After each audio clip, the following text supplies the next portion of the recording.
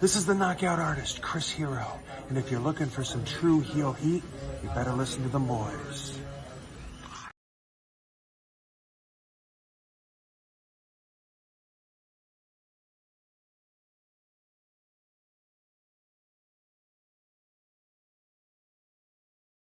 Alright, this is Dan House here, very nice, very evil. You are watching True Heel Heat. Probably should have had MJF do this, but here we are.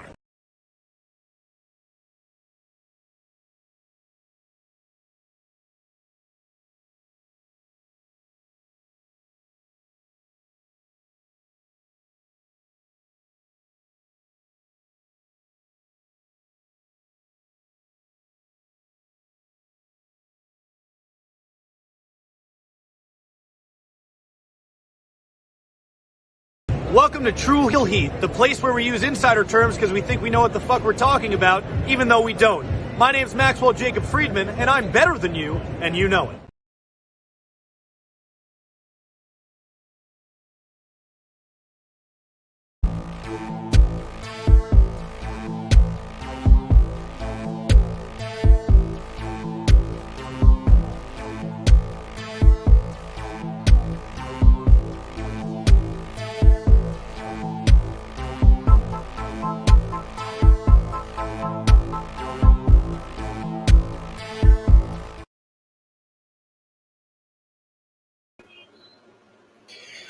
Hello.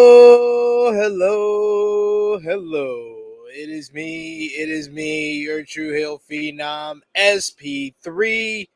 We are live on the True Heel Heat YouTube and Facebook for Collision Course. And someone's listening to me and it's echoing to Collision Course number 6, our AEW Collision Review. I thought I was going to be on the show alone because he was on the CP time, but he is here. He is the man of 1,004 drinks, sober guy JJ. Can you even hear me? Oh, he can. He needs a moment. We're gonna give him uno momento. Let him get his. I heard you. I couldn't hear. I couldn't say anything. I don't know what was going on with my AirPods at the moment. Totally fine there. And we have a special guest once again. We have a special guest with us for Collision Course this week. We had Romeo on the first 2 weeks. We had Wendy and Scott Edwards on with us when Sober Guy JJ was unable to be on the show. So we had to bring in a guest for the 6th episode here. He is the man of 1,004 numbers, and you go to him for your ROH reviews over on Patreon. And if you are a member, he is the Stat King. What's going on, Stat King? Hey, what's going on, guys? How y'all doing? How you doing, good brother? Appreciate you stepping in on short notice and joining us here. Appreciate the love, the support. How are you feeling? Yeah, good. Normally you guys do the Collision Course earlier in the day on Sundays, so that's normally the time that I get with Colleen, but this evening she is working, so I am free. Free as a bird. There we go. So we were able to have you come on to talk about the CM Punk show. And before we get into all the pleasantries, we appreciate all of y'all for joining us live here for Collision Course, another prime time edition of Collision Course. And we appreciate y'all if you are watching us on demand. Remember, show your appreciation back. Drop the thumbs up on this video. Share this video with all your wrestling fans, friends, family on all your favorite social media platforms. If you are new to the True Heel Heat YouTube channel, hit that subscribe button. Hit the bell to stay notified for all the great content here. And of course, sound off in the live chat if you were with us live. Give us your thoughts on last night's AEW Collision. We'll try to highlight as many of your comments as possible. But of course, if you're feeling generous, you want to give back to what we do here at the True Heel Heat YouTube channel, you could do that with a super chat donation. Any dollar amount matters, and we will highlight your comment, give you our thoughts on what you had to say. And of course, you can also hit that join button and become a member of the True Heel Heat YouTube channel. But Stat King, your first time on Collision Course here, which I might make an executive decision to change our name to Collision Discourse. Collision Discourse.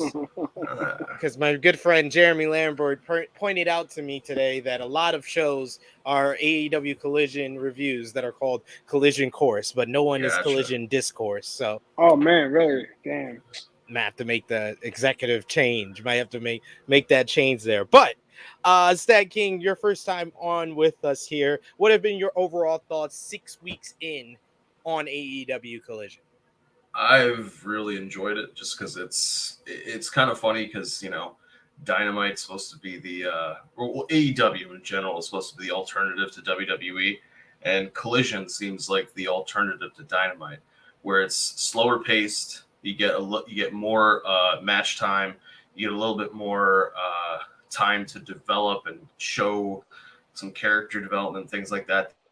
Things aren't going super quickly from one to the next, to the next, to the next. So as somebody who likes slower paced stuff in general, I've really enjoyed it. I mean, it doesn't hurt that Punk's on here, and Jay White, like it's almost a show that's tailor made for me. You like it slow, John? I've been really enjoying it. Yeah, not too fast. Don't rock the boat. He likes it nice and slow, nice and slow. His future missus is very happy with that. But yes, that's why he's getting married.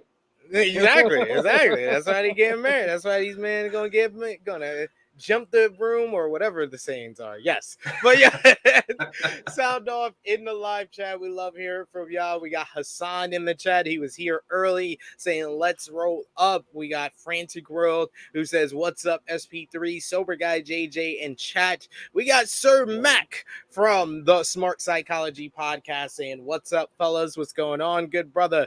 We got MCAS who says pour one out for daddy ass.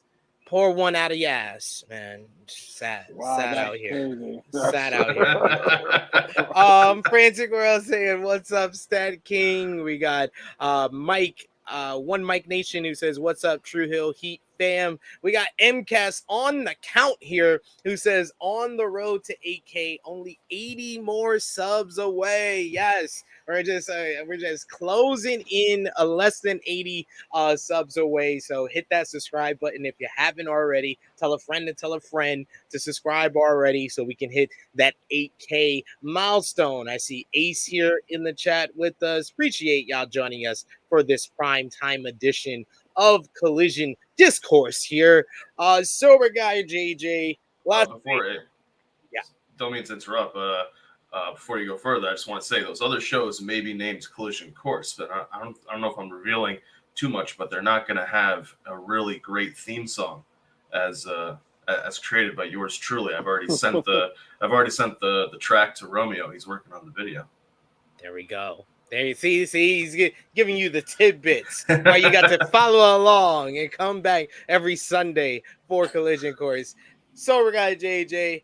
Last night's AEW Collision was from Newark, New Jersey. What did you think about the crowd and overall thoughts on last night's Collision? I was half dead, to be honest. So it was okay. I mean, it was good.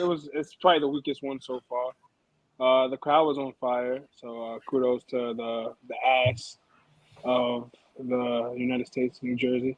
No, it was okay. I mean, I didn't expect it to be a crazy show coming up what we saw last week.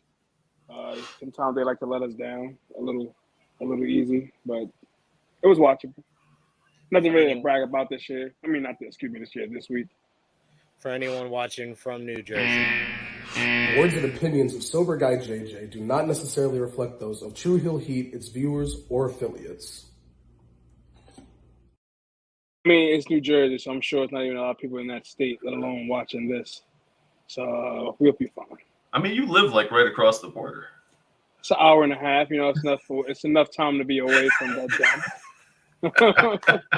It's like 6 saying as a New Yorker, and then like he's close to Jersey as well. So we don't claim Jersey. You know what they say. You know the reason why New Yorkers are so pessimistic.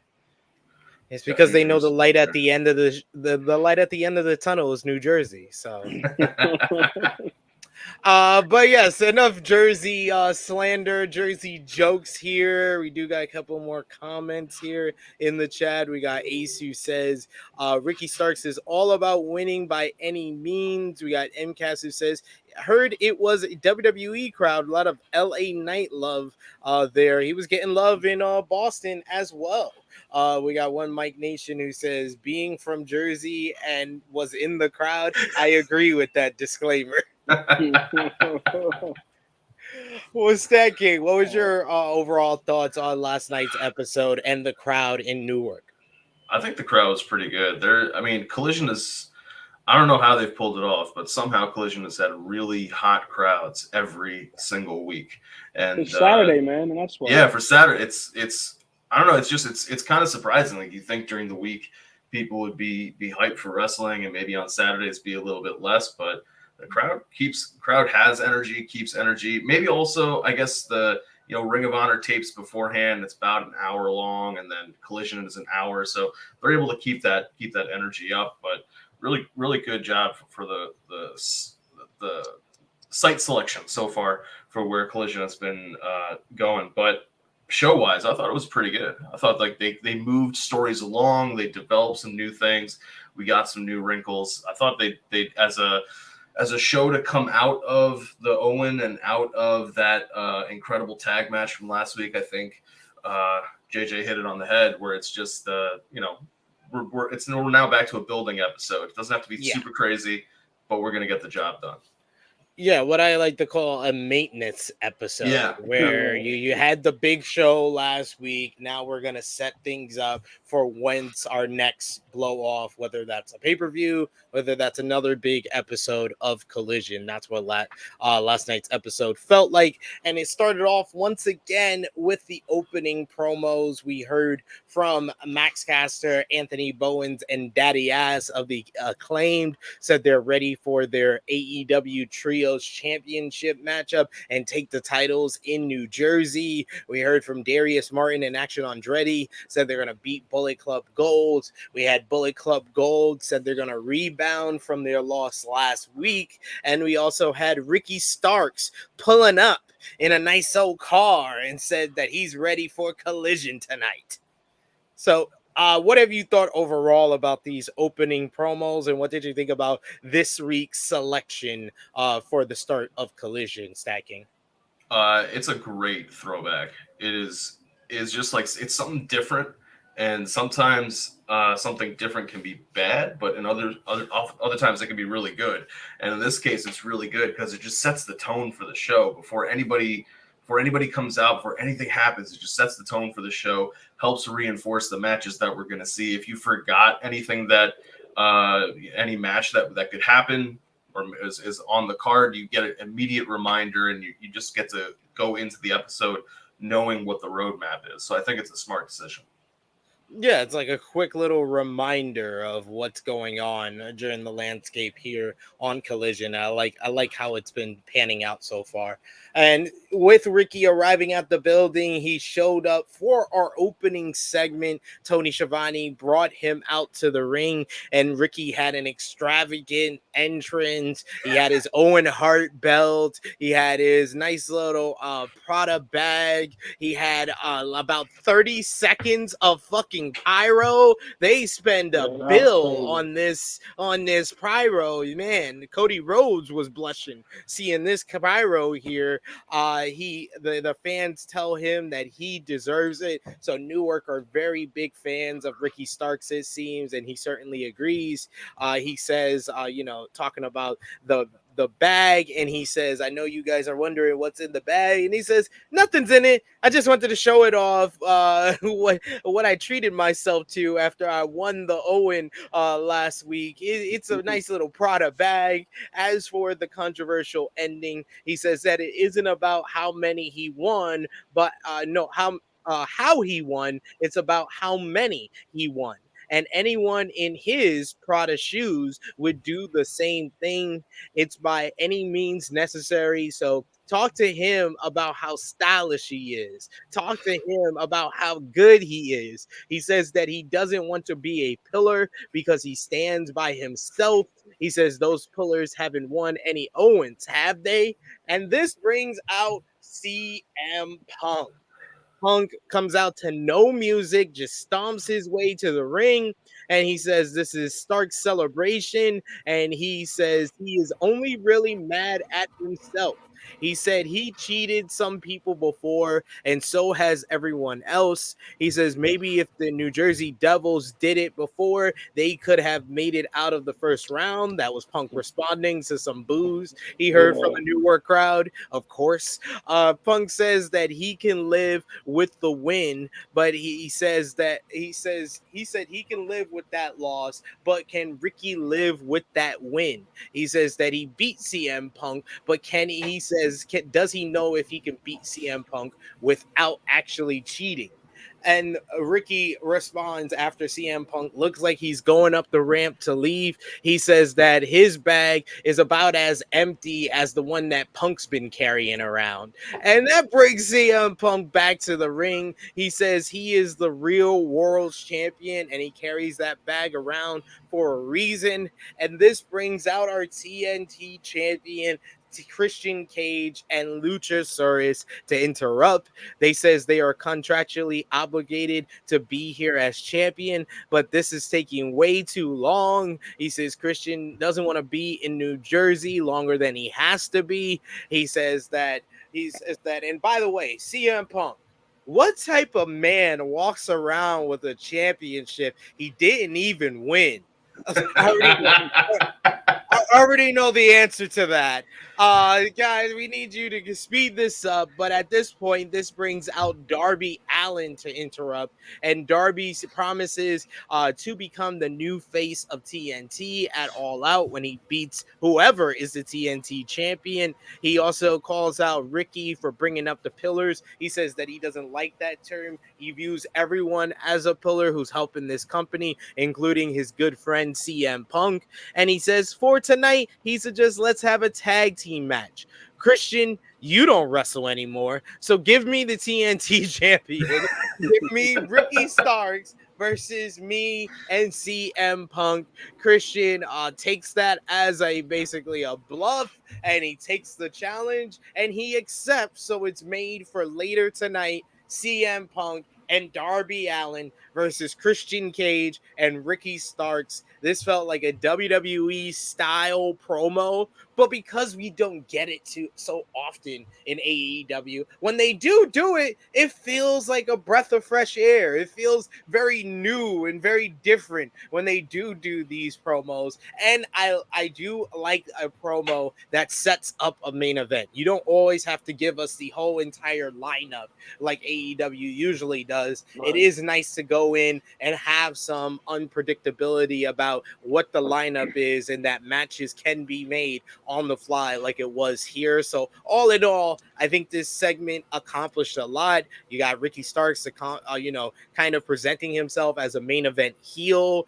and walking around with that Owen title helps that presentation. And standing across from CM Punk, I think he has the chops that he can be a good foil for CM Punk, especially when it comes to promos. I thought Punk was good in his response. I thought Darby was even good, but Christian was the MVP of this whole entire segment. His comedic timing is unreal, and the heat he gets just adds to any segment he's a part of. Sober Guy, start us off. What did you think about this opening segment here? I hate to correct you, SP3, but it was a Louis V bag that I'm proud of. Excuse me. Proud shoes, yeah.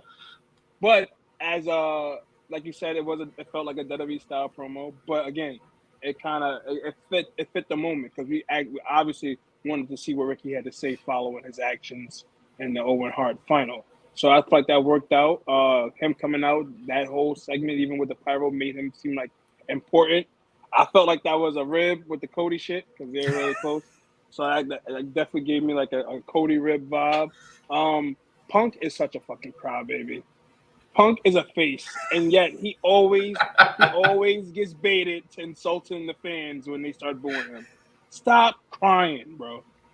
Stop crying. You know you're gonna get this reaction. You are a face. Stop with this crying shit. I'm tired of it. Christian, he's been gold ever since this whole Luchasaurus turned on Jungle Boy angle. I like every promo he's done since then has been amazing. This was no different. Like you said, the comedic time played into it well. The whole talking about having a belt shit, having a championship that he didn't even win. That was hilarious.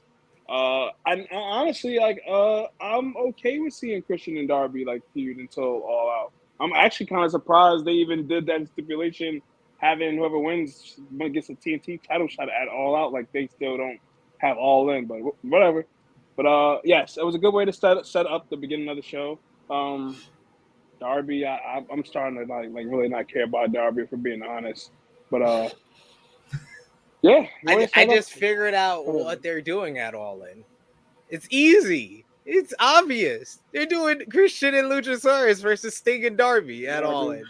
That makes sense. That makes the most sense to do. Gee, like that's and that feels like a big matchup because Sting is a part of it. Right. And Sting and Christian haven't been in the ring together since what? 2005? Yeah, 2005, 2006. Did Sting beat Christian for the belt, if I'm not mistaken, in 06, right? No. Yes, I think you're right. I think you're right. Yeah. Because Christian was world champ like early 06, then he turns heel, he gets the belt back. Or he lost it in like a multi. No, Jarrett wins it back, then Sting wins it from Jarrett. Yeah. Then Abyss wins it from Sting, and then Christian wins it from Abyss. But he was a part of that world title. That feud, he was part of that feud, because they were. And he turned the first time he turned heel, it was on Sting.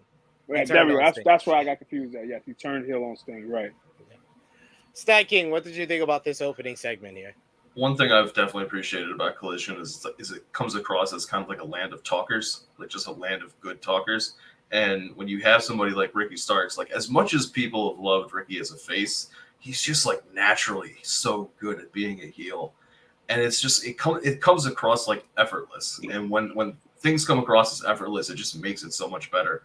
Overall, I loved everything about the segment. I think that Punk leaning into the crowd responses every time is actually I like it. It's hilarious to me. But I can understand why it can get tiresome because it's like, you're going to get that reaction. Just keep going. Right. Christian with the line of the night. What kind of a man walks around with a championship he didn't win while holding the TNT title? What a great moment. Other thing I do like is I like people coming out sometimes without their music playing because it just conditions you. Yeah, it conditions you to expect music, and sometimes it just isn't necessary. And Darby doing it, Punk doing it. I was thinking at the time because I knew that the Rampage, the Royal Rampage was for a TNT title shot. I didn't realize it was specifically designated for All Out. So when he first came out and they were like, "Oh, he's won that," I was like, "Oh, they're gonna do this to set up the match, whatever, maybe a couple weeks in Dynamite or whatever." And then when they're saying at All Out, I was like, "Wait a minute, what? This is gonna go on for a little over a month?" But you can see, hey, people were complaining about TNT Championship not having feuds, and but you can see exactly. You can see how they can have a roadmap for it when you have this kind of a confrontation. And I like that idea of having that tag match at All In. That's pretty good because you can get Sting on the card. People there can see him. You don't have to have him do too much. However, Sting likes to put himself through tables and things recently.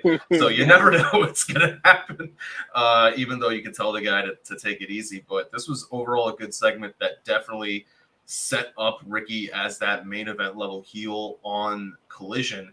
And with the TNT title being present and that Owen Hart Championship, despite not being a title that somebody can win back and forth, it gives the feel as though Collision has a top prize title to fight for.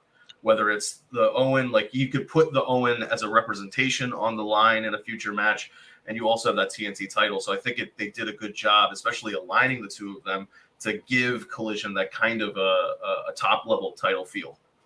Actually, I don't know if you guys realized during the Ricky promo that yes no shit came back up. Remember what happened a couple weeks ago with the yes no thing? I forget which segment it was. That came up during Ricky's promo. Yeah. I don't know if that's anything related or if that's a production error. We'll see. We'll keep track of when we see that. Came back up again during. I mean, I don't know, man. That's pretty ironic. I'm just saying, but it came up again during Ricky's promo. We did see next a backstage segment from earlier today as Andrade El Idolo was not allowed in the building due to his actions from last week and the fact that we have an AEW World Trios Championship matchup later in the night. And then we had our opening contest, which was Action Andretti and Darius Martin, as I like to call them, Action Flight, going up against Bullet Club Gold, Switchblade Jay White, and Rock Hard Juice Robinson.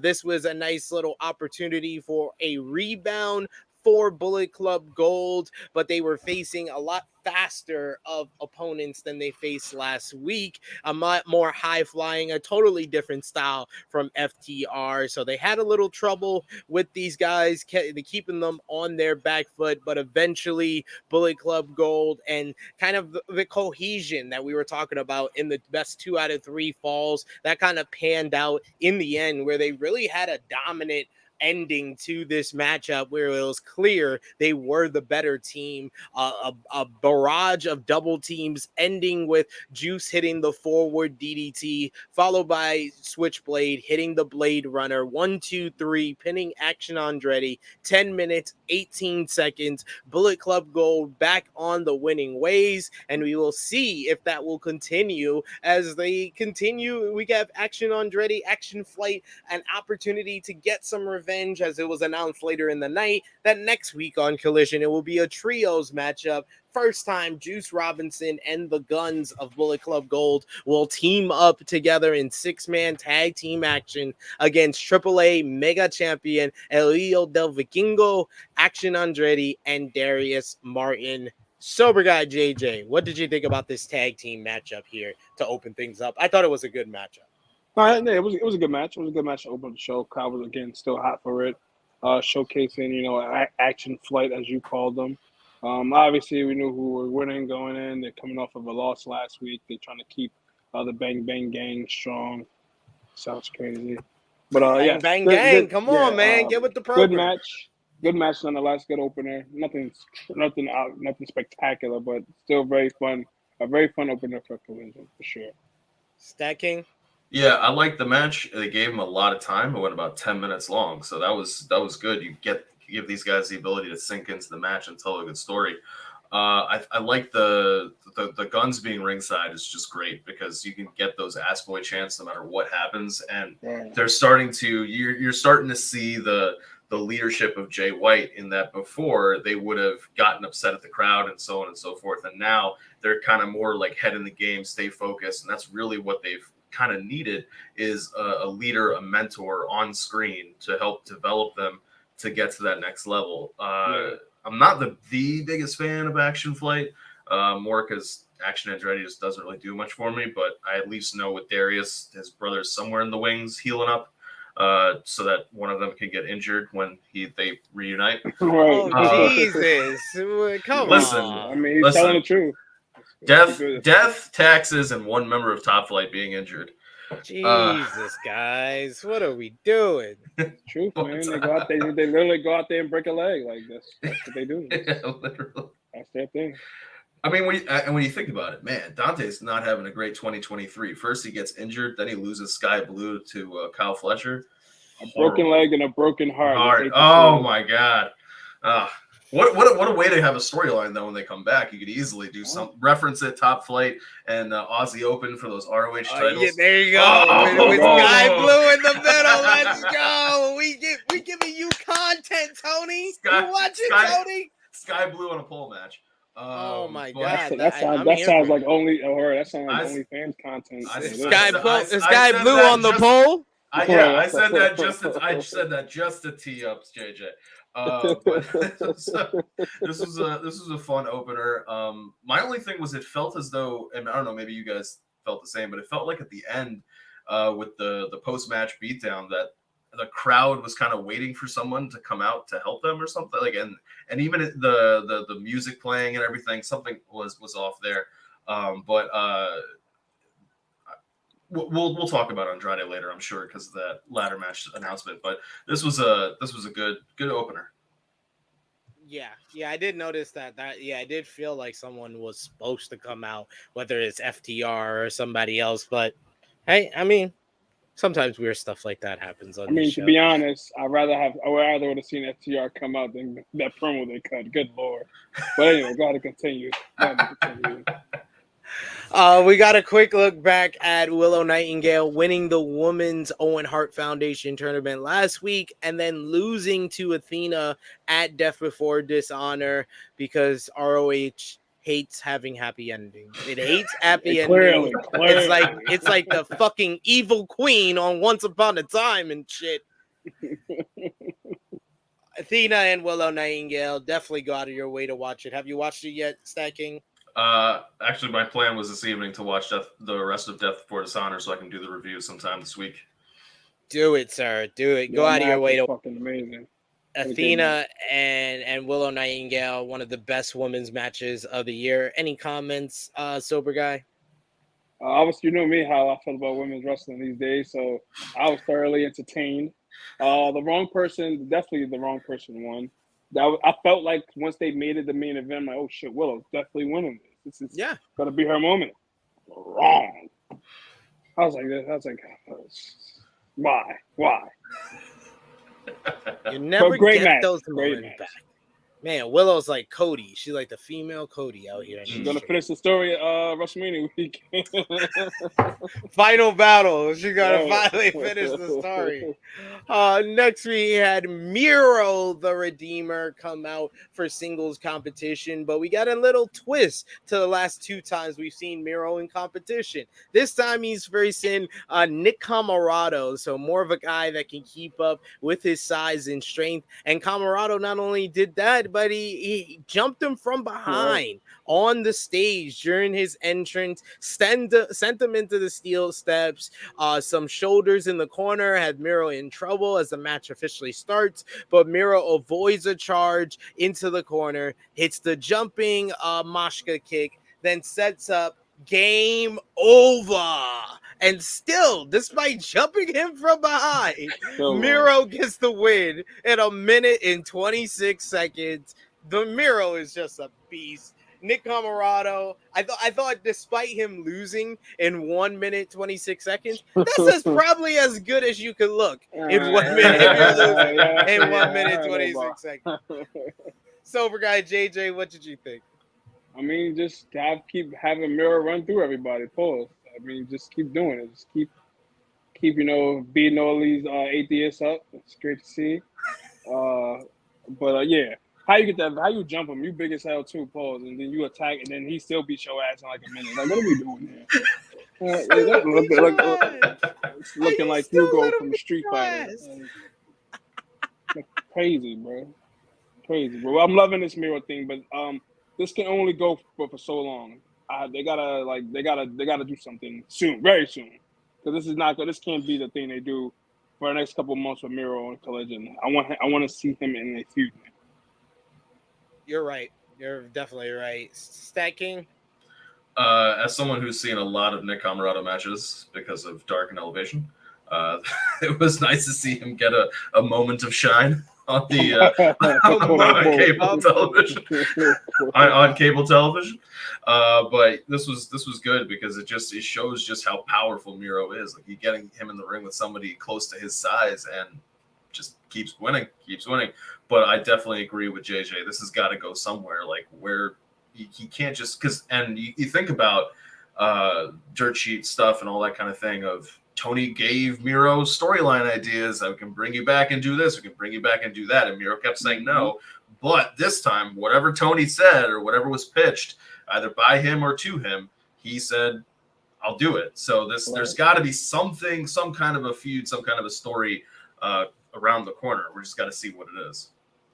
Yeah, I'm waiting to see, unless he just wanted to look dominant, which he For real has. shit, He A has part of looked me- dominant. A part of me is thinking, okay, so now he's been beating the shit out of people. Now he had somebody close to his power level jump him from behind, and he still beat the guy. And what, like, my next thought after the match was, are they just gonna Ryback him where he's beating two people now at the same time, Right, like right. three people? We're at that point. If you want to continue doing these squash matches, that's what you're gonna have to do. You're gonna have to put two guys in there, two local talent, let them run through them. And then eventually, like Sober Guy said, we're gonna need a feud. We're gonna need something he can actually sink his teeth into, an actual story. Eventually, it's Miro versus both members of Top Flight, and that's how the other brother gets injured. Like, I'm assuming at this point he fights the devil. That's what I guess. That's what they're waiting for. They're waiting for the devil to show up or something. I don't know. MJF. What's MJF's nickname? Exactly. Well, Miro wasn't on the. Miro wasn't on. We'll get actual Satan. Yeah, we'll get the actual Satan coming up from under. Feuding with Miro. AEW World Trios Championships up for grabs. The House of Black defending against the Acclaimed and daddy ass Billy Gunn. Max Caster starts his rap on the outside, and Buddy Matthews was like, I ain't gonna let you say anything about Rhea, anything about Dom. I'm gonna knock you the fuck out. Hit him with a knee out of nowhere. That was so great. That was so great. And this matchup, though, I was blown away by how fast this matchup went. Dude, are you kidding me? We get Caster gets caught in the wrong corner. Black hits him in the face for 2. We get King. He's beating up on everybody on the outside at first. Gets in the ring, drops a back splash for 2. Matthew drives Caster into the corner. Caster manages to send out Matthews outside and then kicks him away, allowing Caster to finally tag Billy Gunn in. Billy Gunn starts cleaning house. He's taking care of everybody, but Brody King comes in, blasts him with a clothesline, which allows Malachi Black to measure him up, hit him with the black mass. 1, 2, 3. The House of Black retain the AEW World Trios Championships. And yes, ladies and gentlemen, those were the notes for all 4 minutes and 30 seconds. I literally gave you the play-by-play for everything that happened, because this was mostly about the post-match. As the House of Black sat there, as Billy Gunn was trying to get, his composure back, and we see Malachi whisper to Daddy Ass. Daddy Ass starts to get emotional. He gets into the corner and he starts taking off his boots, untying his boots, taking them off. You have Anthony Bowens trying to get Billy's attention, asking him what's going on, and then we get Daddy Ass leave his boots in the center of the ring, which is the universal sign as a professional wrestler for retirement. Did we just see the final match of Daddy Ass Billy Gunn, or did we see the start of a new story involving Daddy Ass Billy Gunn? What do you think? What did you think about the matchup? Well, more importantly, what did you think about this post-match here, Stat King? I think the match got the job done to set up the post-match, which is really all it was for. But they started Buddy hitting that dive on Caster and hitting the knee. Awesome. Just like keep that momentum going. This is supposed to be a title match. Give it a sense of urgency. You want to put these people away as quickly as possible. As for the post match, I'm hoping that it is the start of something new for Billy Gunn. Not because the daddy ass with the Acclaimed has gotten old in any way, shape, or form. It's just you want to sometimes. One, I just don't want him to retire. That's the big part of it. And it's just like sometimes you have to stop. You got to know when something's going to get played out, and before it gets there, that's when you make the change. And hopefully that's what this is. But one other thing is, we're talking about Miro, Redeemer, facing the devil, and the very next thumbnail you had up there, it's Malachi with that that mask. That would be interesting. But anyway, That'd be a good feud. You want AEW to finish a feud they started last year? Right. What do you think this is? Swerve Strickland and Keith Lee? Oh. Sober guy JJ, what did you think about this match and post match here with Daddy Ass? The thoughts. I'm gonna just do this for you now. The thoughts and views of drunk guy JJ don't reflect true heel heat. Billy. Words and opinions of sober guy JJ do not necessarily reflect those of True Heel Heat, its viewers, or affiliates. Thank you, Nick. Billy Gunn should have been fucking retired a long fucking time ago, if we're being totally honest. He should have been off my TV before I fucking graduated high school, if we're being honest again.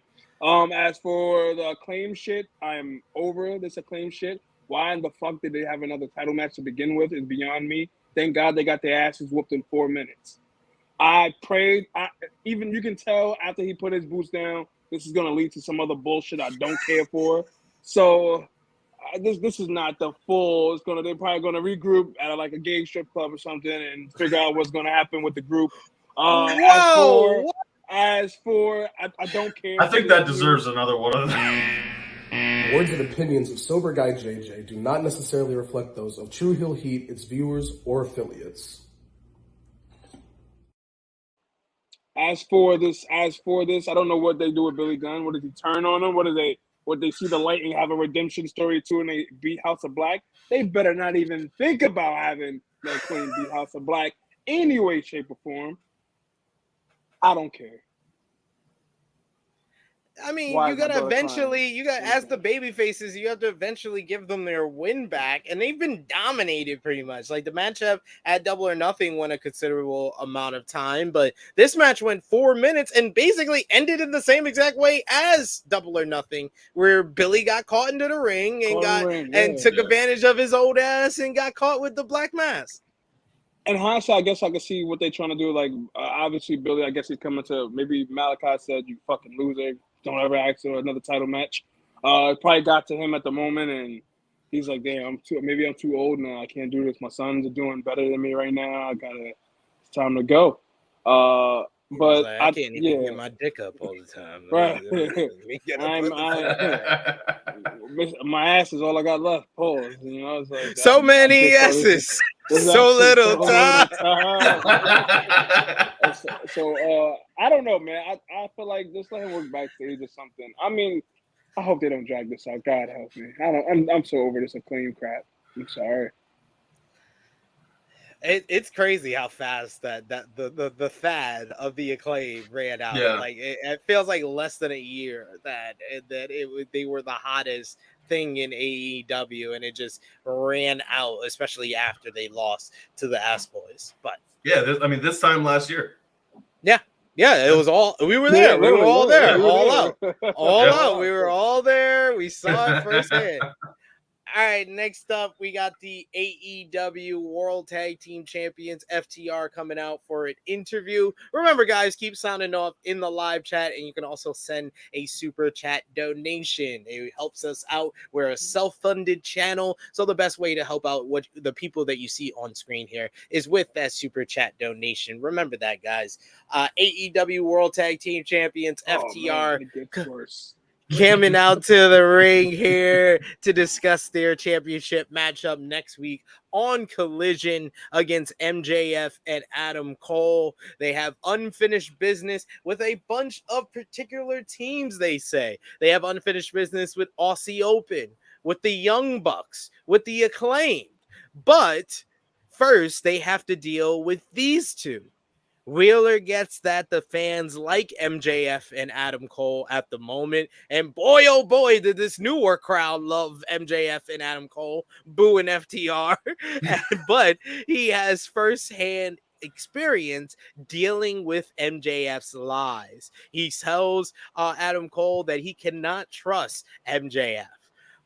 Dax Harwood talks about having to get a job when he was about 14 years old, and some rich kids made fun of him having to work. So he always wanted to punch them in the face, those arrogant rich kids. But he says that it brings him here where people like MJF take wrestling as a joke.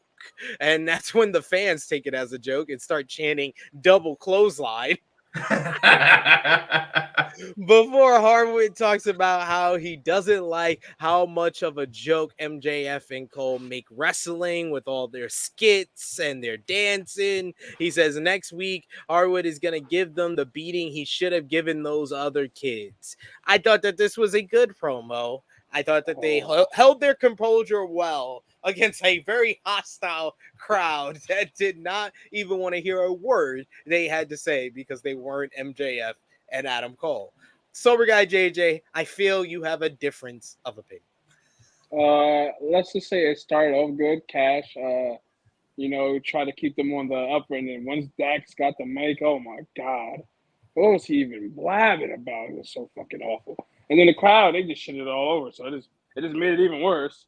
He started fumbling over his words. He's trying to get his point about like a rich kid, bro. That was just doing a whole stick with the Pinnacle. How me, you guys were and all of this. All of a sudden, I was growing up poor. I'm poor. I was poor. I needed a job at 14. Get the fuck out of here. Come on, man.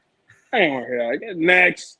I hope they lose the belts now Saturdays. Next. I hope you lose your titles too. Like this, pal. Kind of nonsense, man. Stacking, what did you think about this promo here? Promo was great until Dax started. And then it was just like eventually just land the plane, get where you gotta go. But yeah, I mean, to do the job of building up hype for the title match, it ultimately didn't do that great of a job because of the Dax portion, which was the portion about the match. It didn't translate as well because the crowd was just shitting on it. But Cash's part was great. I'll go with that. I thought it was fine. I thought it was serviceable. Fine. It just was it was how it was basically Cash was setting up what's the story of MJF and Adam Cole, and then Dax was gonna have to tie it up of how it relates to FTR. And I thought that they did that. But if you just landed the plane sooner, it would have been fine. No flips, just fists. More like no talking, just Russell. Jesus Christ. No talking, just Russell. I am done. Oh, we had next Sky Blue going one-on-one with Talia, Valkyrie. I thought the cameraman was the MVP of this matchup here. But it was mostly about Talia using her experience and her strength advantage against the quickness and the spunkiness of Sky Blue. That spear on the outside, but that Talia did to Blue was very, very good. It looked like Blue was making the comeback, hitting her big moves. She went for Code Blue, but Talia catches her with a hard lariat and then follows up with the curb stomp, which Nigel McGuinness called the Road to Valhalla. So I don't know if he made a mistake or they changed her jaded move into the Road to Valhalla. He made a mistake because when Malachi hit Black Mass, he called at the end. There you go. So, yeah, he's calling everything by what it was before. But, yes, Talia Valkyrie gets the win. 8 minutes, 54 seconds. After the matchup, though, very interesting promo by Talia Valkyrie that she calls out Dr. Britt Baker, DMD, and talks about how she has been getting wins over some homegrown talent like Sky Blue, and now she's coming for Dr. Britt Baker, DMD. They will go one-on-one this Wednesday on Dynamite. Stat King, my question to you, what did you think about the match? What did you think about Talia's promo? And are we leading to Talia joining the Outcast? Because that's the feeling that I got from this promo after the match. That's the feeling that I got from it as well, and I hope that doesn't happen just because, I mean, I could understand how it can easily happen because Talia seems directionless right now. She's just going up against Statlander getting losses, going up against Cargill getting losses, has to lose to Cargill, then watch Statlander beat her. But yeah, it seems as though that's where it's going, and you kind of did need something for Taya after everything that she's just gone through, the losses to Jade, then the losses to Stat. So it makes sense from that perspective. You need somebody to target. Why not Britt Baker? It's a very easy person to call out to get a match from. And I think they kind of did a pretty good job in that sense of having that squash match on Blood and Guts. It created this kind of idea of maybe Britt's willing to fight anybody whenever, like she just wants to compete or whatever the case may be, and Taya says let's do that if that's what you're willing to do.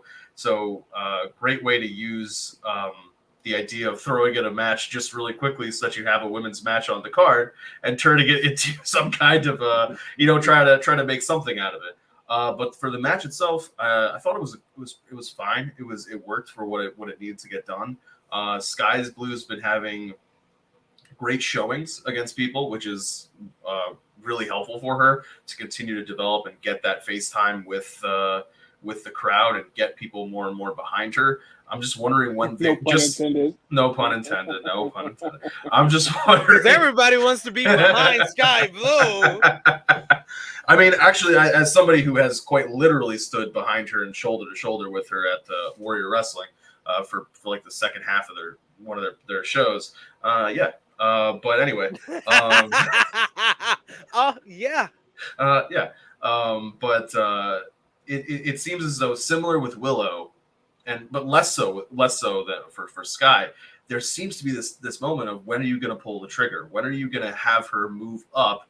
And she can't just keep taking these losses while beating people. Well, it was on Dark and Elevation, but beating people maybe on Ring of Honor. So where does she also fit in? She also is very directionless.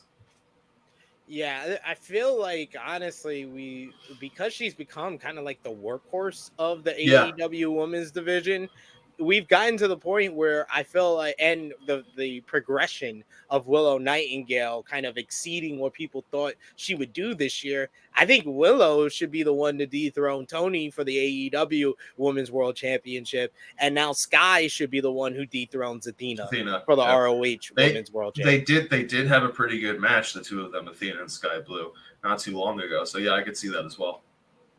I'm behind Sky Blue, and Chris is behind Sky Blue. Sober Guy JJ, we know you're behind Sky Blue. What did you think about Sky Blue and Talia Valkyrie and Talia challenging Britt afterwards?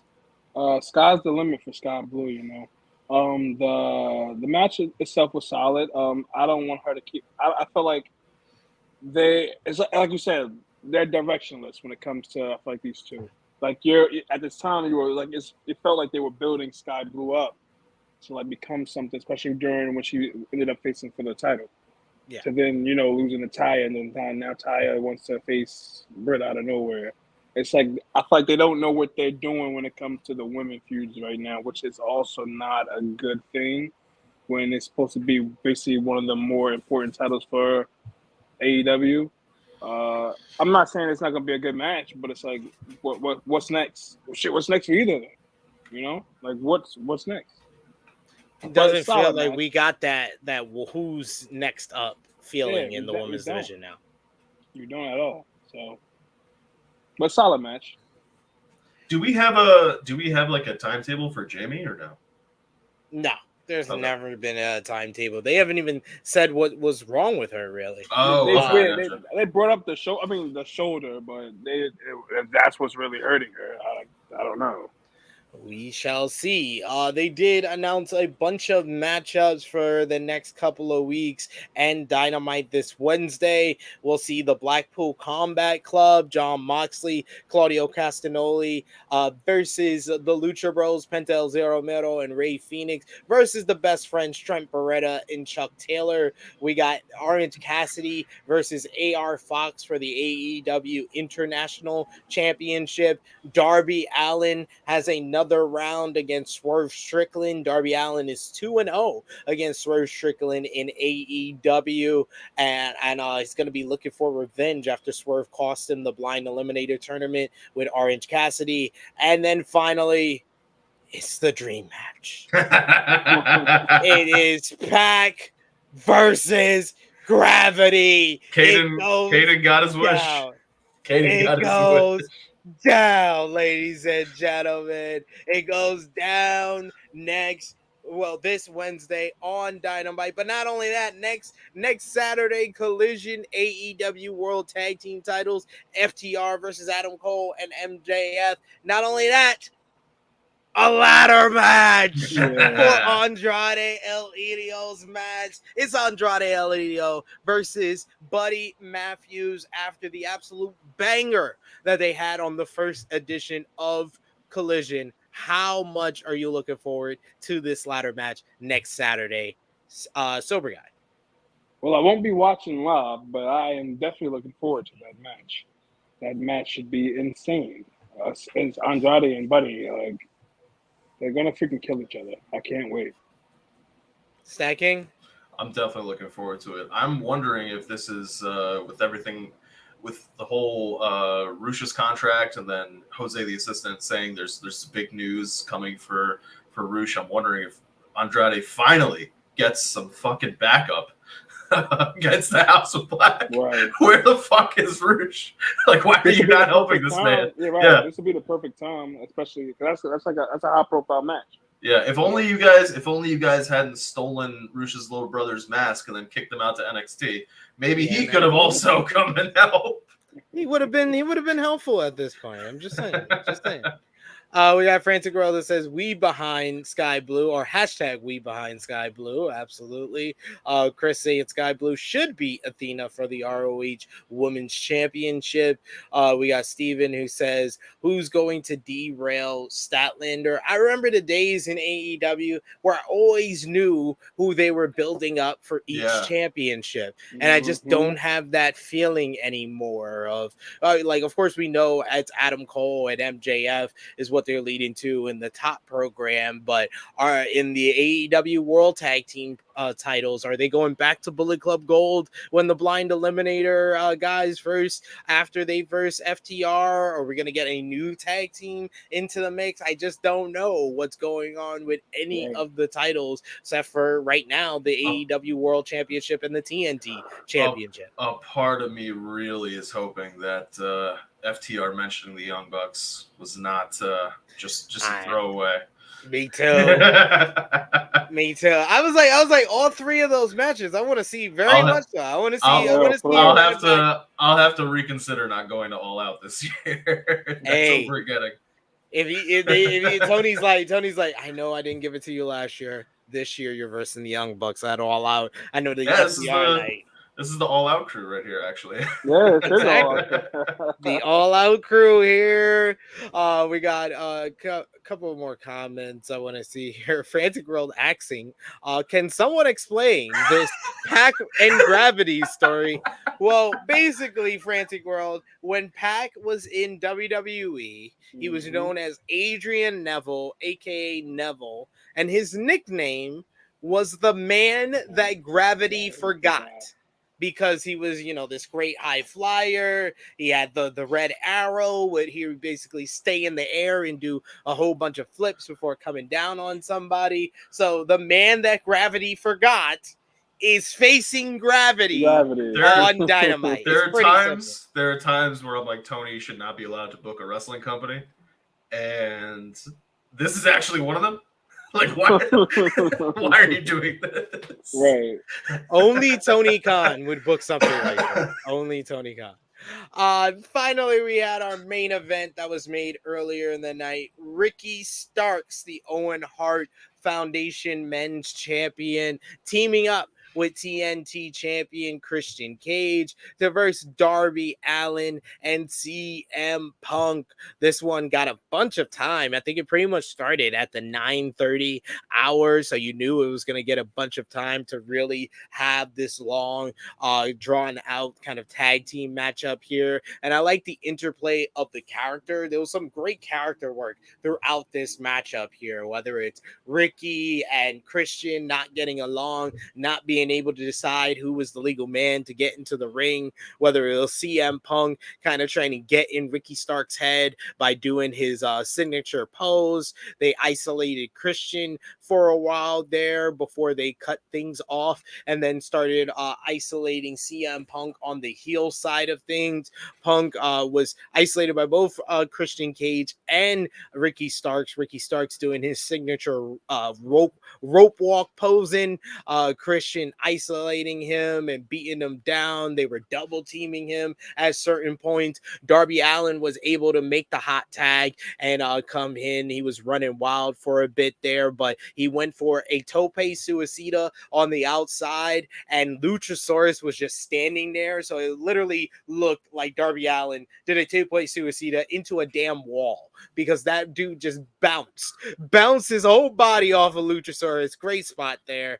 They then isolated Darby for a while before CM Punk would come in and make the hot tag. He starts running wild on the heels. Eventually he tags out to Darby Allin, and Darby is going at it with Ricky Starks. Punk takes out Luchasaurus, and Punk takes out Christian on the outside while Ricky Starks is down. Darby Allin goes for the coffin drop, but with the referee distracted, Luchasaurus cuts off Darby on the top rope from hitting the coffin drop, and Ricky Starks rolls him up and then grabs the ropes for the second week in a row. Ricky Starks pins former two-time TNT champion Darby Allin. Christian Cage and Ricky Starks win our main event. This one goes over 25 minutes. I thought it was a very good main event matchup. Everyone was able to shine and be spotlighted,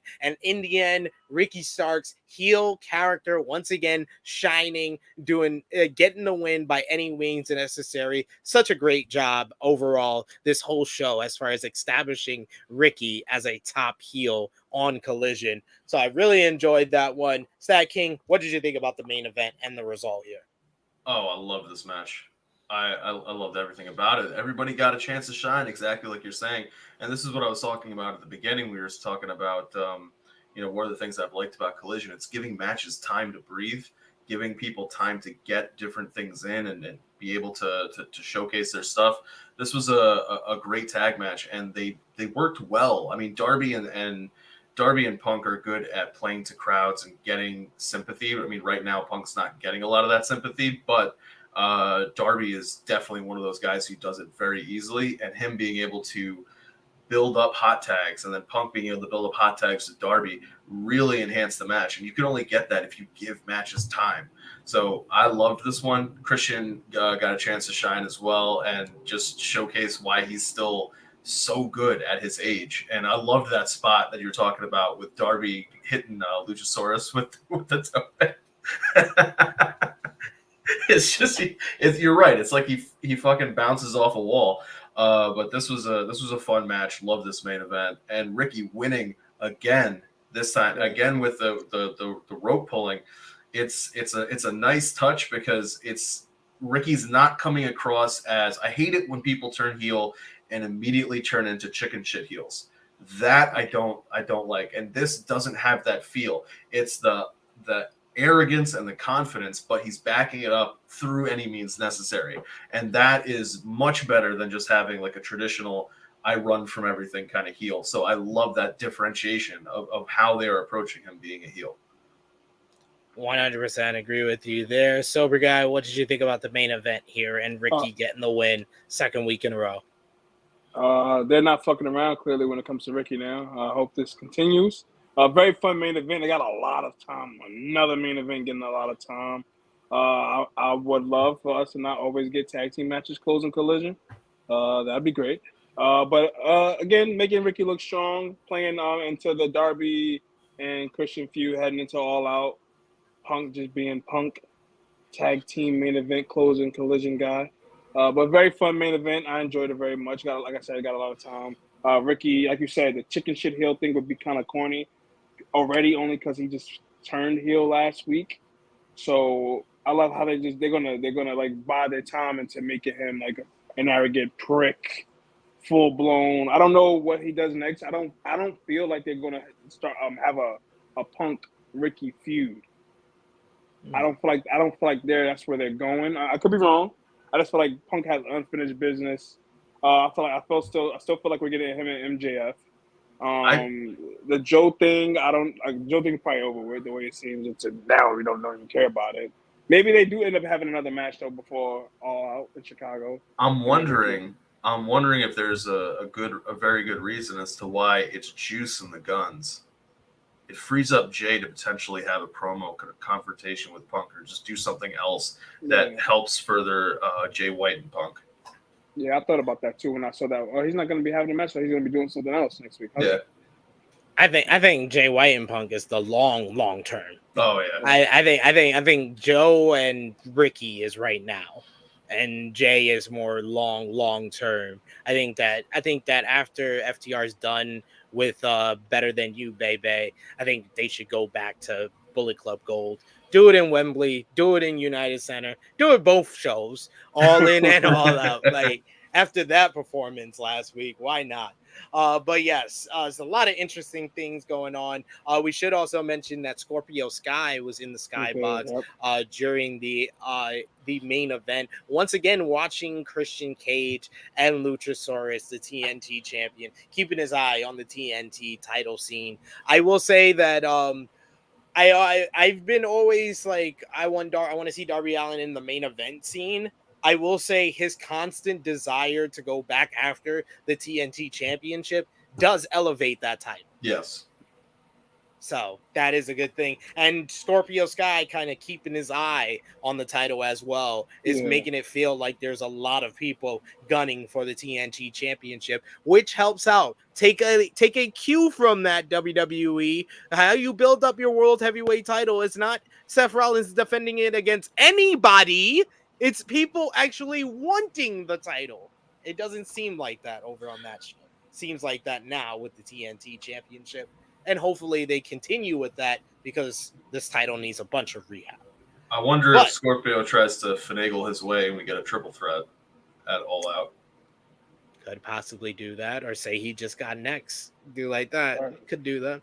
But yes, that brings us to a close on another edition of AEW Collision. Sound off in the live chat. Let us know your match of the night, MVP, LVP, thumbs up, thumbs down, thumbs in the middle, and out of 10, what did you give the show? For us here on screen, let's put our thumbs in the middle for the July 22nd, 2023 edition of AEW Collision. Thumbs up, thumbs down, thumbs in the middle in 3, 2, 1.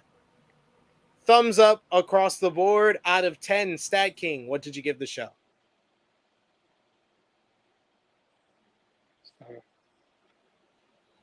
All right. Sober Guy, what'd you give the show? 7. Yeah, I'm going to go 7. 7 out of 10. This wasn't the best week of Collision. It just felt like a nice little maintenance show, kind of getting more stories, kind of get going. The whole daddy ass retirement thing, that's very interesting. Darby going after the TNT championship, Scorpio going after the TNT championship. It seems Punk and Starks, Bullet Club Gold getting back on the winning ways. FTR versus Adam Cole and MJF. It feels like next week is the big show. So yeah, definitely. That's what I did like the show as far as setting up for next week. So 7 out of 10. Match of the night. We'll start with you, Sober Guy. Main event. Main event for you. Stacking. Main event as well. Unanimous. I'm gonna go with the main event as well. MVP, Stacking. Ricky Starks. Sober Guy. Ricky Starks, man. Once again, unanimous. I gotta go with Ricky Starks. Ricky Starks, man, he just felt like a main eventer on this show. Looked damn good. LVP for the show, Sober Guy. Oh, easy. Hugo from Street Fighter. How you jump? How you jump Miro? How you jump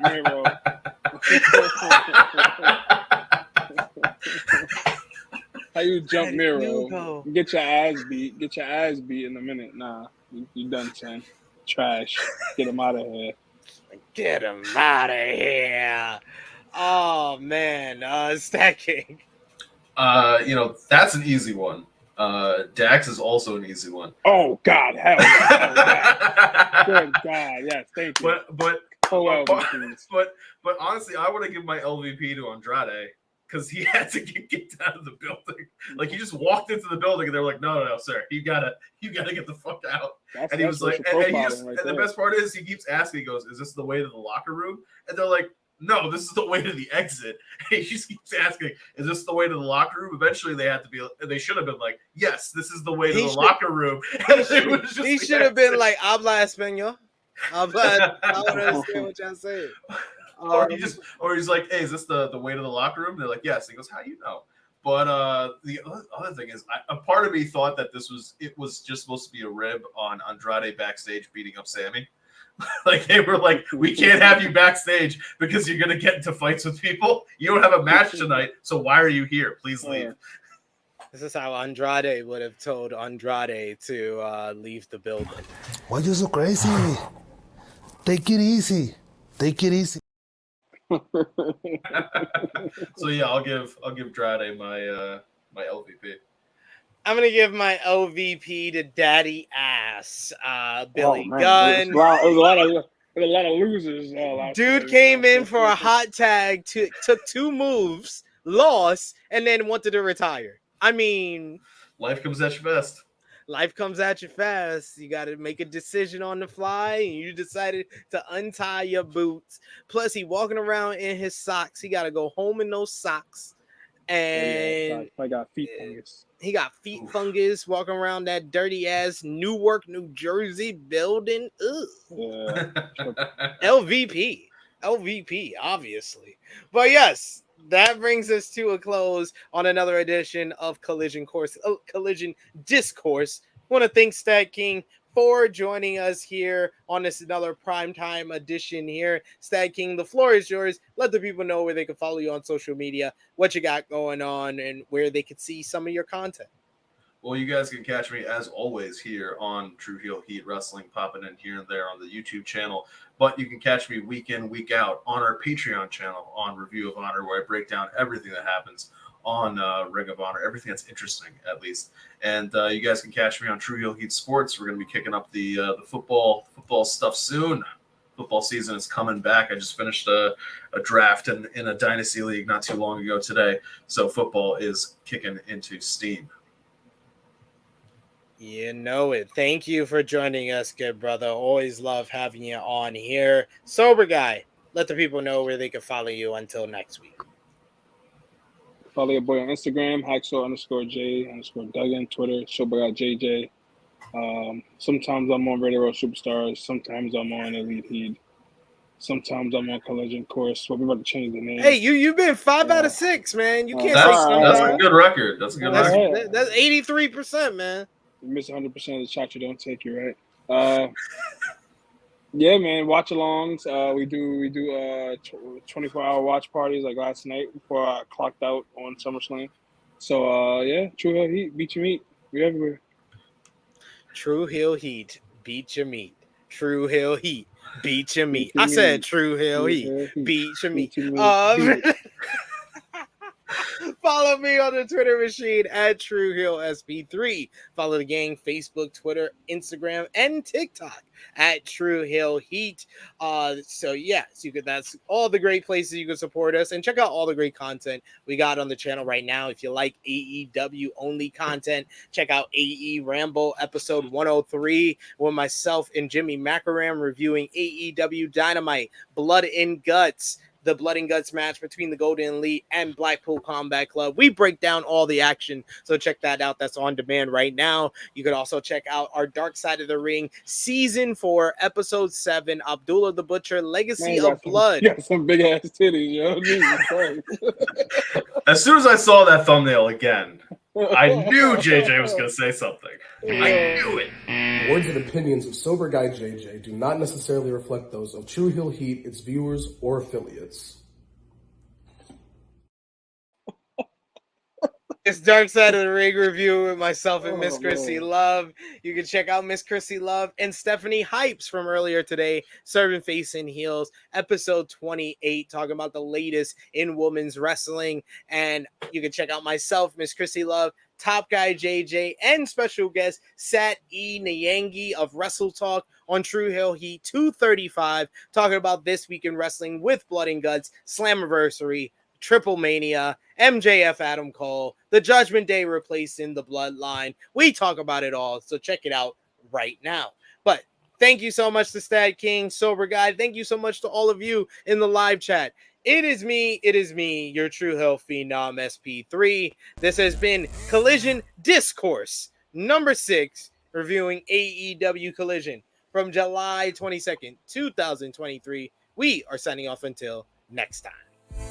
Hopefully, we are going just like Billy Gunn's career. Jesus.